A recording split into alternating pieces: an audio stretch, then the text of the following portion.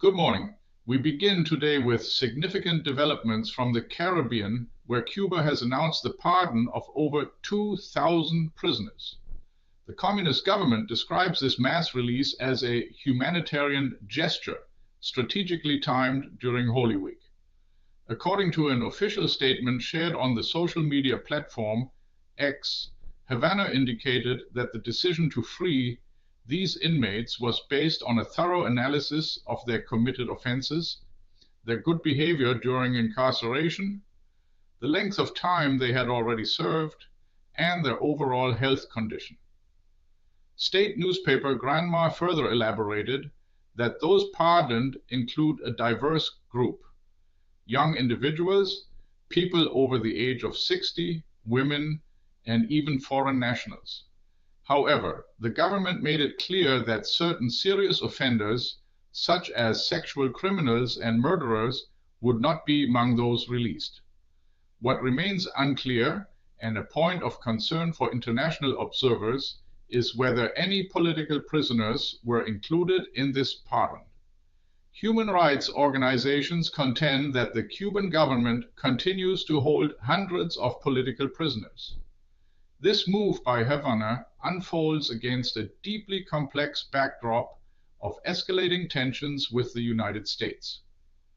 Cuba has been grappling with a severe economic crisis for years, a situation that has been dramatically worsened over the past 3 months by an oil embargo imposed by the United States.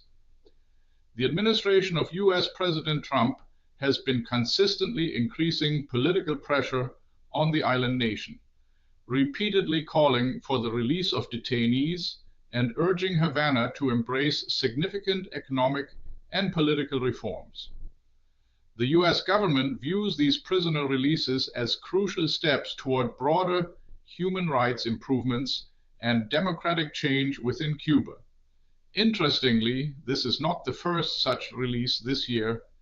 Just in mid-March, Havana had announced the unexpected release of 51 prisoners. That earlier pardon was explicitly linked to close contacts with the Vatican, signaling a potential mediating role for the Church in the long-standing conflict between Havana and Washington. This current wave of pardons marks the second instance this year connected to the religious observances of Holy Week. While the Cuban government has framed these pardons purely as a humanitarian and religious act, conspicuously avoiding any direct mention of the ongoing tensions with the United States, the timing and context are difficult to ignore. The economic hardships faced by the Cuban people, exacerbated by the U.S. embargo, continue to be immense. The pressure from Washington under President Trump's leadership is unrelenting, aiming to push the Cuban government towards reforms. Whether these humanitarian gestures will translate into a broader softening of relations or are simply tactical moves in a much larger geopolitical chess game remains to be seen.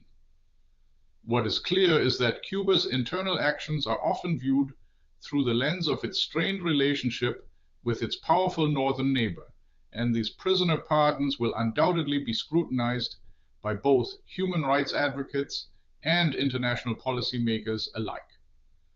What's your take on Cuba Pardons 2000 amidst U.S. pressure economic crisis? Share your view in the comments. Do you think this will matter in the next news cycle? This video was generated using artificial intelligence.